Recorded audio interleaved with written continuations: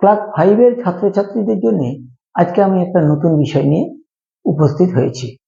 দেখো, এখানে লেখা আছে ভগ্নাংশের বিশ্লেষণ। আমরা জানি পূর্ণ সংখ্যা কি? পূর্ণ সংখ্যা মানে গোটা সংখ্যা।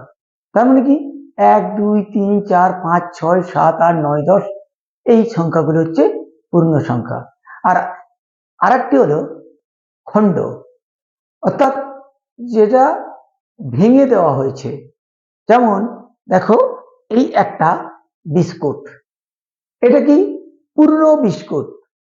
এইবার আমি এই বিস্কুটটাকে এইখানটা ভেঙে দিলাম, তাহলে কি এটা গোটা থাকলো? না, এটা গোটা নেই। তাহলে এই অংশটা কি? এই পুরো অংশটার একটা ভাগ। আবার এই অংশটা কি? এই পুরোটার একটা ভাগ। তাহলে আমি এইগুলো নিয়েই আজকে আলোচনা করব। এই ভগ্নাংশ সংখ্যাটা নিয়ে আলোচনা করব। তাহলে আমি প্রথমেই পূর্ণ সংখ্যার কয়েকটা উদাহরণ দিই। পূর্ণ সংখ্যা কোনগুলো? পূর্ণ সংখ্যা হচ্ছে 1 2 3, এরকম অসংখ্য পূর্ণ সংখ্যা আছে। ভগ্নাংশ কি? ভগ্নাংশ অর্থাৎ এটাকে ভেঙে ফেলা হয়েছে। ঠিক যেমন একটা বিস্কুটকে ভেঙে দুটো টুকরো করলাম, বা তিনটে টুকরো করব, বা চারটে টুকরো করব, তাহলে কি হচ্ছে জিনিসটা? ধরো ভগ্নাংশ হচ্ছে 6/10, বা 2/5, যা ইচ্ছা নিতে পারি। 3/7, যা ইচ্ছা নিতে পারি। এর মানেটা কি? ধরো আমি 2/5টা লিখলাম। 2/5 এটার মানে কি? এটার মানে হলো 5 ভাগের মধ্যে 2 ভাগ। 5 ভাগের মধ্যে 2 ভাগ, তাই 2/5 লিখেছি। এটা ঠিক তেমনি 3/7 মানে 7 ভাগের মধ্যে 3 ভাগ। এবারে একটা জিনিস জানার আছে, এইটা তো একটা ভগ্নাংশ সংখ্যা, তাহলে উপরের 3 আছে, নিচে আছে 7। উপরের 3টাকে কি বলে আর নিচের 7টাকেই বা কি বলে, সেটাও আমাদেরকে জেনে নিতে হবে। উপরের 3টাকে বলা হচ্ছে লব, লব। আর নিচের 7টাকে বলা হচ্ছে হর, হর।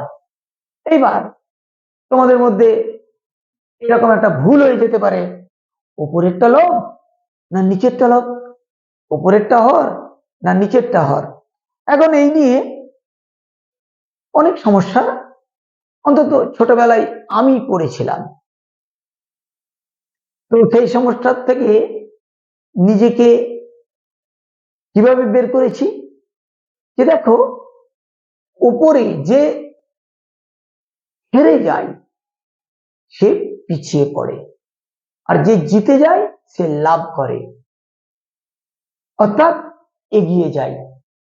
উপরে আছে যে সে এগিয়ে যাচ্ছে, তাই সে জিতেছে, তাই লাভ। নিচে যে আছে হেরে গেছে, তার মানে আছে নিচে হর। আমি যদি এইভাবে ভাবি, তাহলে উপরেরটা লাভ না নিচেরটা লাভ, এই রকমের ভুল আমার আর কোনোদিন হবে না। তো এইটা গেল লব আর হরের ব্যাপার। এইবার আর একটা জিনিস দেখো,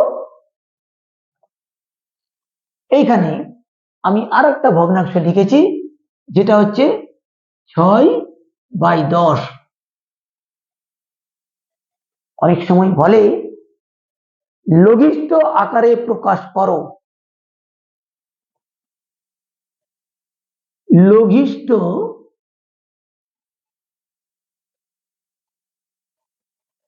ভেরি সিম্পল, কি করব? লঘিষ্ঠ। লঘিষ্ঠ মানে কি? ছোট আকারে প্রকাশ। আমি দেখব ওপর আর নিচ কোন এক সংখ্যা আছে যেটা দিয়ে দুটোকেই ভাগ করা যাবে, সেটাকে আমি আগে খুঁজে নেব। লব এবং হর দুটোকেই ভাগ করা যাবে এমন একটা সংখ্যা আমাকে খুঁজে নিতে হবে। কি? ওপরে 6 আছে, বিভাজ্যতার নিয়ম অনুযায়ী তোমরা জানো জোড় সংখ্যা থাকলে তাকে 2 দিয়ে ভাগ করা যায়। আবার নিচে আছে 10, এটাও একটা জোড় সংখ্যা, তাই একেও 2 দিয়ে ভাগ করা যায়। তাই দুটোকেই আমি 2 দিয়ে ভাগ করে দেবো। তাহলে ওপরে 2 দিয়ে ভাগ করলে কি হবে? 3 দুগুণে 6, নিচেও 2 দিয়ে 5 দুগুণে 10, তার মানে কত হলো? 3 এর 5। এটাই হলো এটার লঘিষ্ঠ আকারে প্রকাশ। এই 6 এর 10 এর লঘিষ্ঠ আকারে প্রকাশ। তাহলে তোমরা দেখলে কি করে লঘিষ্ঠ আকারে প্রকাশ করতে হয়। এরপরে আর একটা জিনিস, ধরো দুটো ভগ্নাংশ দিলাম, 1 এর 5 আর একটা দিলাম 2 এর 7। বলা হলো এই দুটি ভগ্নাংশকে যোগ করো, মাঝখানে যোগ চিহ্ন দিয়ে দিলাম। দুটো ভগ্নাংশকে যোগ করতে হবে।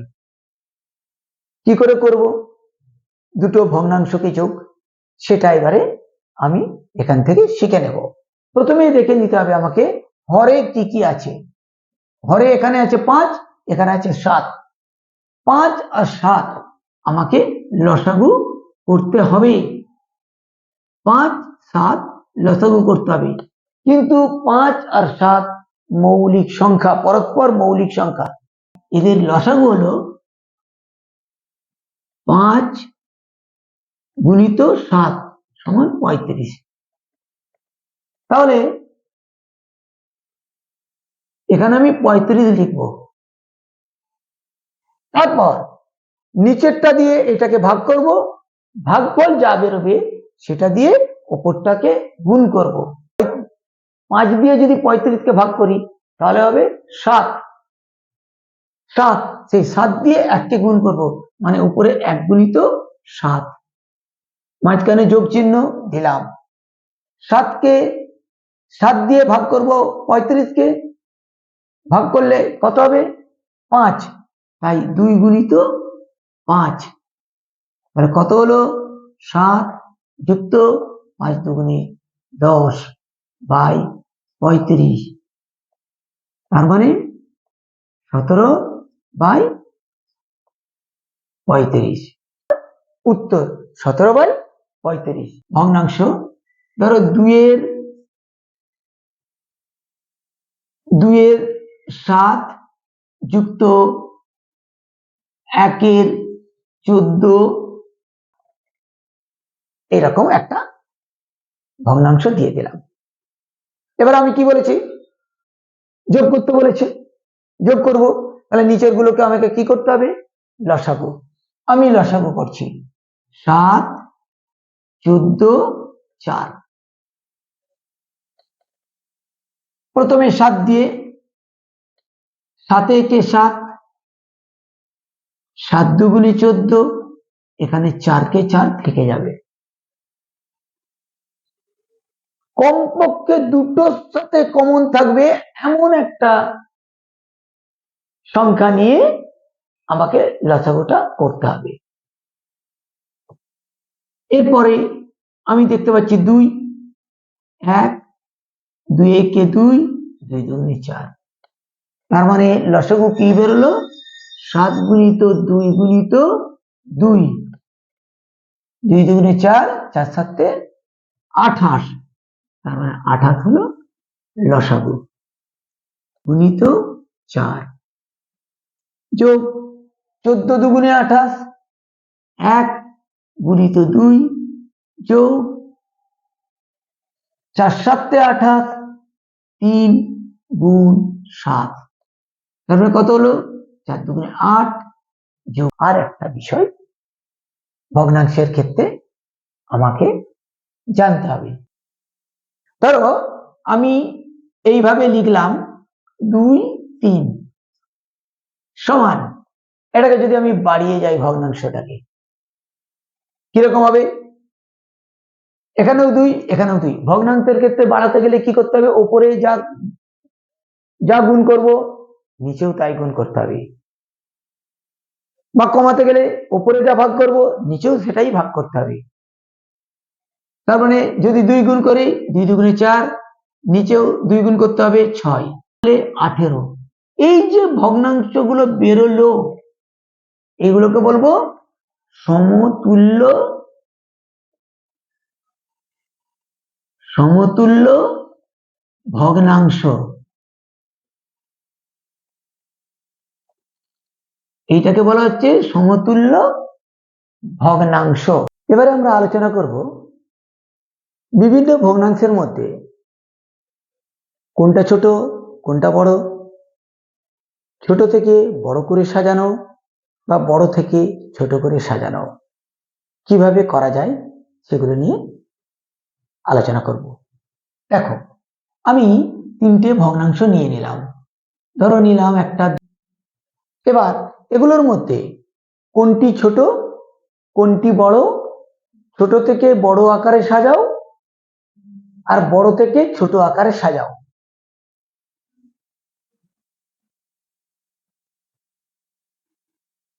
এদের মধ্যে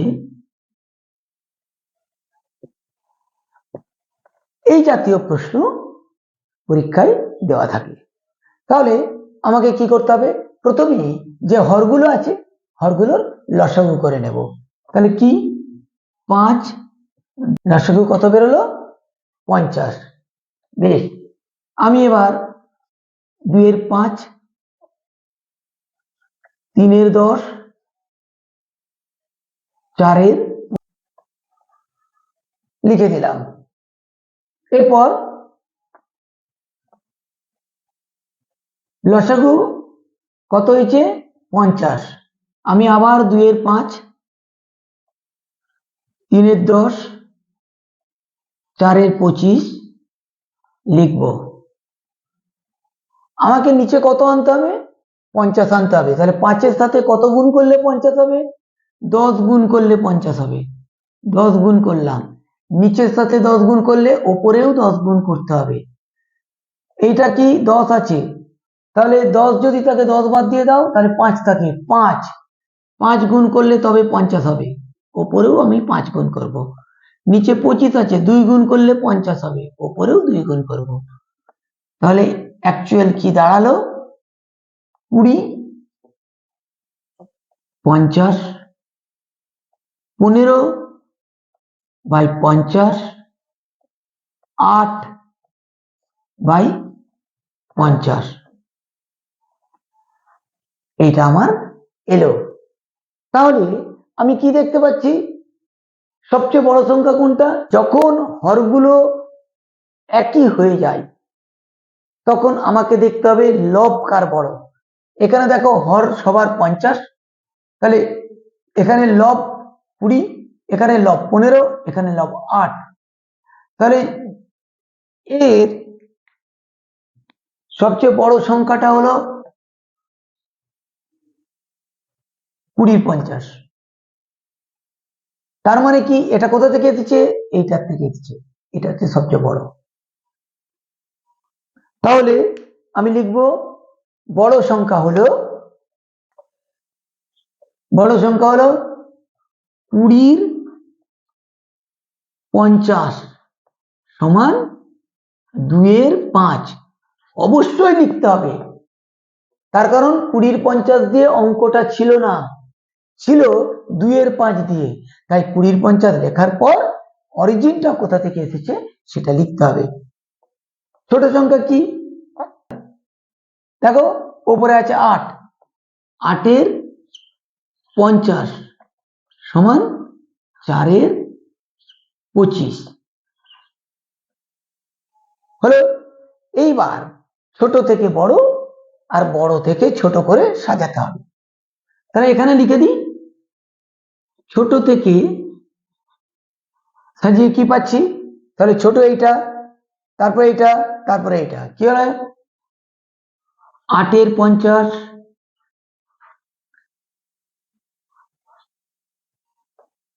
15 এর 50, 20 এর 50 সমান কি? আমি আবার বলেছিলাম অরিজিনটা দিতে হবে, অর্থাৎ 4 এর 25,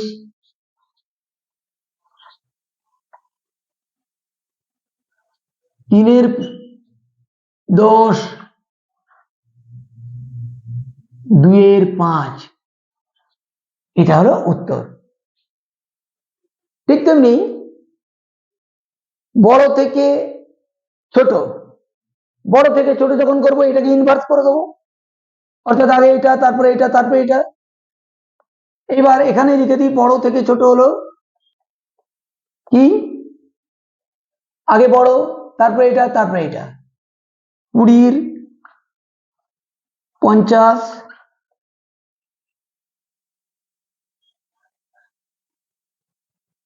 15 এর 50, 8 এর 50 সমান 2 এর 5, 3 এর 10, 4 এর 25।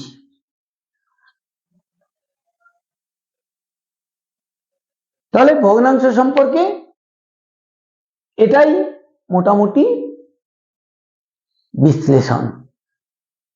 ভিডিওটা যদি তোমাদের ভালো লেগে থাকে অবশ্যই সাবস্ক্রাইব, লাইক এবং কমেন্ট করো, আর পাশে থাকা বেলটি বাজিয়ে রাখো যাতে করে পরবর্তী ভিডিওর নোটিফিকেশন তোমাদের কাছে পৌঁছে যায়। তাহলে আজকে এখানেই রাখলাম, দেখা হবে পরের ভিডিওয়।